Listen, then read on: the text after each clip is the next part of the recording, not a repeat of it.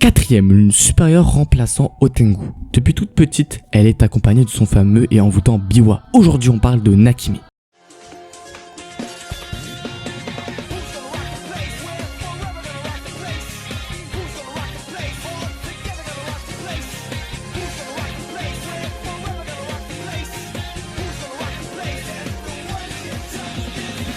Nakime est un antagoniste de soutien dans l'arc forteresse dimensionnelle infinie de Demon Slayer. Elle est la mystérieuse démon du Biwa, qui habitait à la forteresse dimensionnelle infinie. Initialement, elle n'était qu'un démon qui servait à invoquer d'autres démons dans la forteresse sur l'ordre de Muzan Kibutsuji. Mais après la mort de Otengu, elle devint la nouvelle quatrième lune supérieure, des 12 lunes démoniaques. Dans le passé, Nakime était une sombre musicienne amatrice de Biwa luttant pour joindre les deux bouts. Mais l'homme avec qui elle a épousé était désespérément accro au jeu et a gaspillé ses gains et ses économies sans rien contribuer à améliorer leur vie. Une nuit, elle devait aller jouer à son Biwa à un stade particulier, mais a découvert que son mari avait volé sa robe de spectacle et l'avait détournée. Enragée, Nakime a assassiné son mari à l'aide d'un marteau. Peu de temps après avoir tué son mari, Nakime s'est rendu compte que l'heure fixée pour jouer approchait à grands pas. Elle a été forcée de porter une robe usée et en lambeaux alors qu'elle quittait sa scène en toute hâte. Pendant la foule n'a pas apprécié son apparence minable et avec la sensation traumatisante de commettre le meurtre pour la première fois, encore fraîche dans son esprit. Ses mains tremblaient de nervosité alors qu'elle jouait son Biwa. Mais étonnamment, le son provenant de son Biwa alors que Nakime jouait avec la plus grande tension était si beau que son public a adoré sa performance et a crié pour un rappel. Ses clients et le régisseur étaient tous deux satisfaits du résultat inattendu et Nakime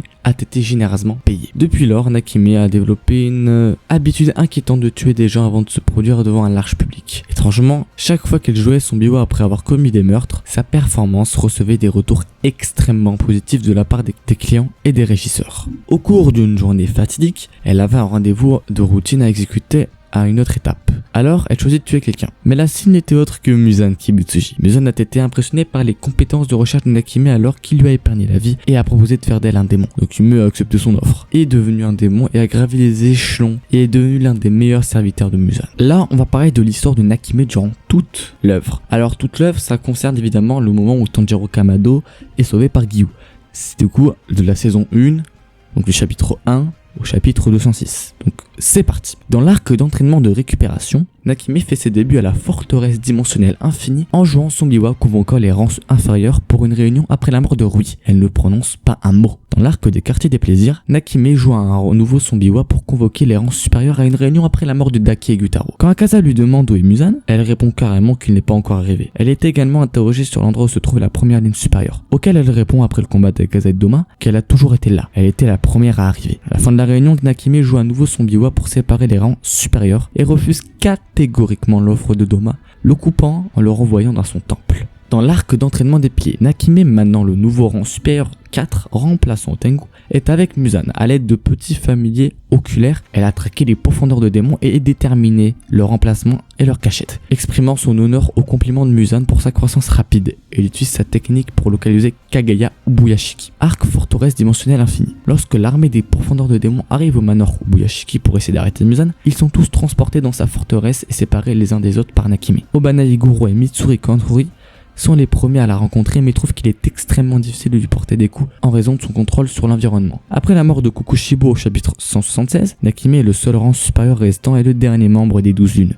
Point très intéressant à noter d'ailleurs. Plus tard, au début du combat de Tanjiro et Giyu avec Muzan, ce dernier révèle que Nakime a vaincu avec succès Obana et Mitsuri en les écrasant tous les deux à mort en utilisant les pièces de sa forteresse. Pendant, elle est prise par surprise lorsque le duo prétendu mort lance une attaque surprise contre elle. Toujours bien vivante et demande avec colère à Nakime ce qu'elle fait. Muzan est choqué d'apprendre que Yuichiro a complètement pris le contrôle de la vision de Nakime.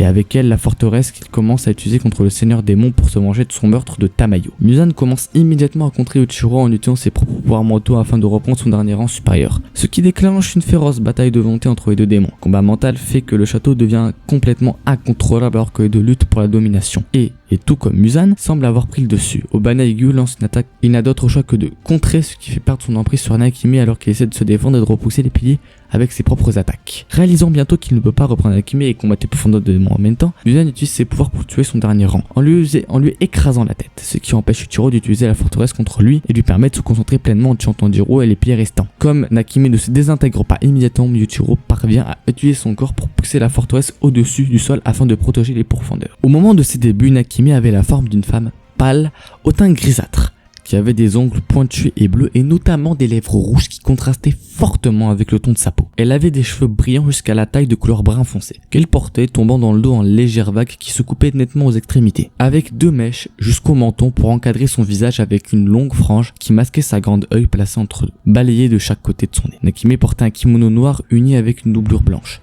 fixé avec un ubirigi marron pâle, des chaussettes blanches et pas de chaussures. Elle a toujours été vue tenant un biwa en bois à 4 cordes avec un grand pic de bachi. Depuis qu'elle est devenue un grade supérieur, Nakime a commencé à porter sa frange pour ne pas masquer son visage, montrant qu'elle ne possédait qu'un seul grand œil rose avec le kanji pour 4 gravé sur son iris. La partie supérieure de son visage a également été révélée et semble être une couleur plus grise foncée que le reste de sa peau, avec des veines proéminentes entourant de son œil. Nakime était l'une des joueuses du biwa mystérieuses mais froides qui montrait un peu d'émotion. Elle ne parlait que si cela était nécessaire et quand elle le faisait, elle était toujours directe et discrète, rendant ses réponses aussi brèves que possible. C'est la fin de la vidéo, j'espère qu'elle vous a plu. Moi il m'a plu de faire, en tout cas n'hésitez pas à vous abonner, à partager, à liker la vidéo un maximum. Commentez-moi quel personnage vous voudriez voir dans la prochaine vidéo, c'est très important. Et moi j'ai envie de vous dire merci en fait pour les 4800. On approche sérieusement des 5000 si on a les 5000 avant la fin de l'année. C'est magique vraiment, je pense que je vous remercierai jamais assez pour ça. Et aussi, je tiendrai aussi à m'excuser pour la vidéo Nakime, vraiment du coup celle-ci, qui n'a pas été illustrée parce que malheureusement je n'ai aucun droit par rapport au scan. C'est-à-dire que j'ai pu prendre les scans de celle de Higuro, celle de Sanemi, celle de Gyome, mais en aucun cas j'ai l'autorisation de prendre les droits par rapport à des fanmades. C'est-à-dire que c'est l'histoire que j'ai racontée, c'est une fanmade qui reprend l'histoire originale, mais qui quand même genre qui est officielle, c'est l'histoire officielle de Nakime. Mais je n'ai en aucun droit de l'utiliser et je suis très navré. D'ailleurs ça me fait un peu chier, mais bon c'est pas grave, on fait avec. Et puis c'est pas un si grand malus que ça en y repensant. J'ai illustré avec des vidéos donc ça passe très bien. En tout cas merci énormément pour les 4800. Il y aura peut-être des prochains lives, peut-être une prochaine vidéo avant la fin de l'année, c'est très fortement prévu. Merci pour aussi le format SI qui n'a pas si mal fonctionné que ça. Et vraiment, je vais en faire. Vraiment, des SI, je vais en faire énormément. Ça deviendra peut-être mon prochain format de prédilection, remplaçant les histoires Demon Slayer. Parce qu'on arrive sous l'épuisement et la fin de ce format. Parce que j'ai traité tout le monde, du moins tous les personnages où on pouvait traiter quoi que ce soit. Il nous manque seulement le grand Tanjiro, et ça vous vous en doutez, c'est l'épisode final où je traiterai de Tanjiro. Il n'y a pas de suspense là-dessus. En tout cas, je vous remercie énormément. On arrive sur la fin de ce grand format qui m'a valu qui m'a quand même un peu fait percer. Je suis très triste, mais bon, c'est la vie, il faut s'y faire. Et puis c'est de bonnes fêtes, je vous le souhaite évidemment. Je crois que ce soir c'est Noël parce que je tourne la vidéo un peu avant du coup. Non, demain c'est Noël, pardon. Voilà, vous faites, je tourne la vidéo le 18, ça sort pour le 23, donc ouais. Ça sera demain soir pour vous Noël. Passez de bonnes fêtes, profitez de votre famille, c'est très important. Moi je ne serai de toute façon pas là. Je serai en vacances, je continue en avance parce que je peux pas vous les poster à distance.